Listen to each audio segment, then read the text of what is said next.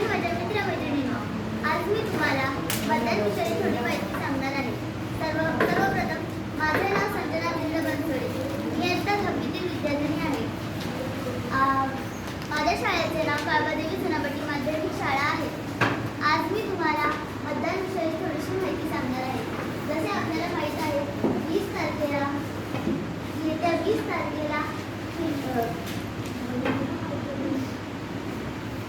चुनाव आहे, मतदान नाही.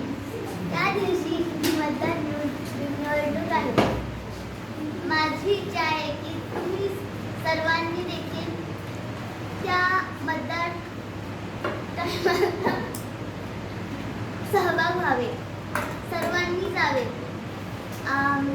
जसे आपल्याला माहिती आहे की मतदानासाठी अनेक अशी निशाणी आहेत, जसे रेल्वे इंजिन, हार, मशाल, धनुष्यबाण इत्यादी.